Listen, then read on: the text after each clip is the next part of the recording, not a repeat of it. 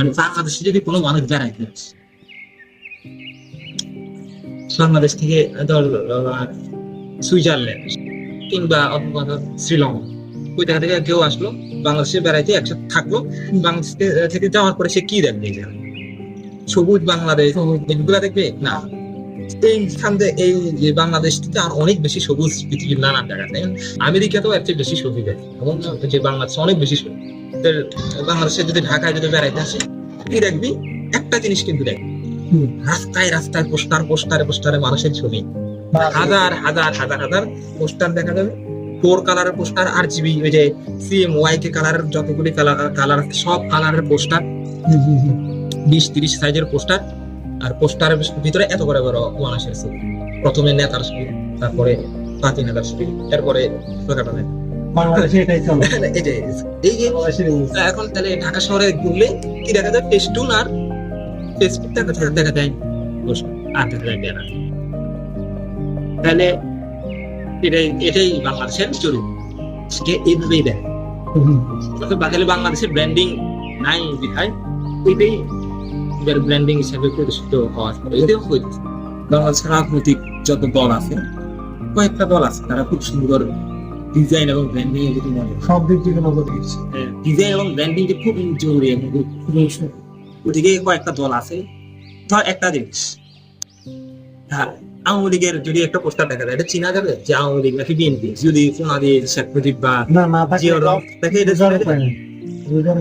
তাহলে কোনো চরিত্র নাই তো পোস্টারে। বাংলাদেশে একটা আছে কি, একটা দল আছে নিষিদ্ধ দল, আমি নাম নিষিদ্ধ একটা দল আছে।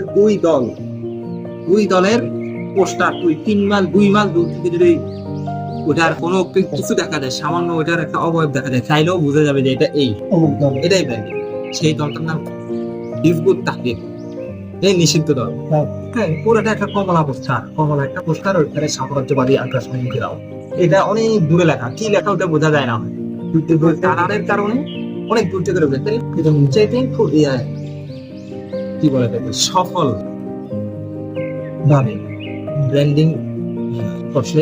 ঠিক আছে, এক নম্বর হিজবুত তাহরিরের ব্র্যান্ডিং বাংলাদেশের সবচেয়ে সফল ব্র্যান্ডিং। মানে শুধুমাত্র পোস্টার দিয়েই ওরা সকলের কাছে পরিচিত, সকলের কাছে, মানে যাদের কাছে পরিচিত, যারা এই হিজবুত তাহরির নামে মানে এই পুরো এলাকাতে বললো 2-1 পাওয়া যাবে আমার সন্দেহ আছে।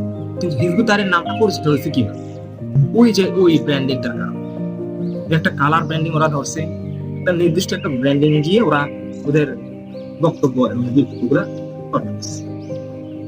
তাহলে আওয়ামী লীগের কোনো চরিত্র, আওয়ামী লীগের ডিজাইন পোস্টার এবং ব্র্যান্ডিং এর কোনো চরিত্র, আওয়ামী লীগের বিএনপি কোনো কিছু দাঁড়ায়নি। তারপর আরো ওই যে তারপর জামায়াত একটা আছে, জামায়াত শিবির একটা বিষয়, একটা বাম শিবির ছাত্র ইউনিয়ন, ছাত্র ফেডারেশন, এদের একটা চরিত্র আছে। আমরা কিন্তু যে যেমন ছাত্র ইউনিয়নের যে টাইপ ফিক্স আমরা অনেক দূর থেকে দেখি, বুঝতে পারি অসাধারণ কাজ।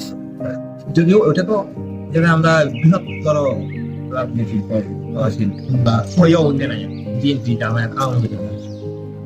বোঝার সময় মাহে রমজানের দান একটা প্রস্তাব জামায়াতের, যেমন মাহে রমজানের দান এরকম একটা শিরোনাম দিয়ে তারা বোঝার সময় অনেক পোস্টার লিফলেট লাগে, খুব সুন্দর ডিজাইন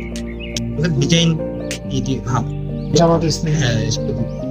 তো তারা আমরা তো দেখি নাই এর আগেও কি হয়েছে, আমার কালে আমি দেখি নাই জামায়াত বৃহত্তর জাতীয় ভাবে কোন রাজনৈতিক প্রচার প্রচারণা করতে, মানে করার সুযোগই তো পায়।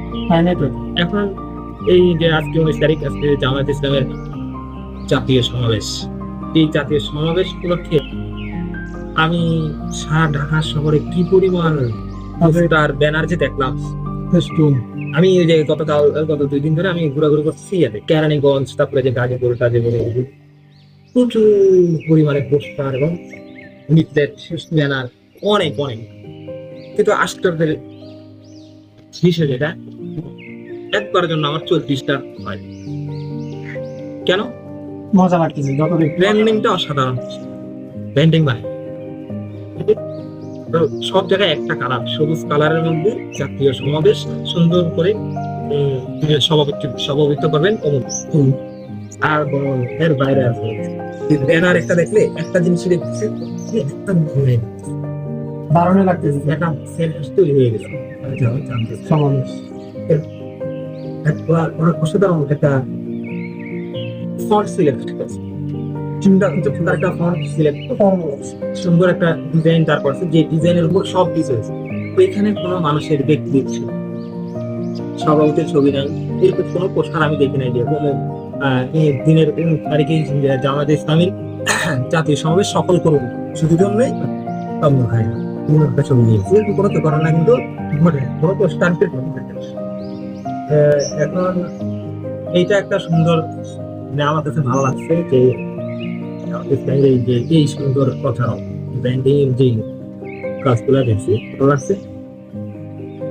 আরো রাজনৈতিক যে দলগুলো আছে তাদের এবং সামনে যত সমাবেশ, সামনে তো নির্বাচন হবে, নির্বাচনকে ঘিরে অনেক ধরনের কার্যক্রম হবে, অনেক ধরনের ঘটনা ঘটবে। তো সেইখানে এরকম ঘটনা যদি পরিকল্পিত ভাবে যদি তারা ব্র্যান্ডিংটা করে, একটা সমাবেশের ব্র্যান্ডিং যদি ওরা ঠিকঠাক করতে না, মানুষ আনন্দ বাংলাদেশের ব্র্যান্ডিং, বাংলাদেশের ব্র্যান্ড,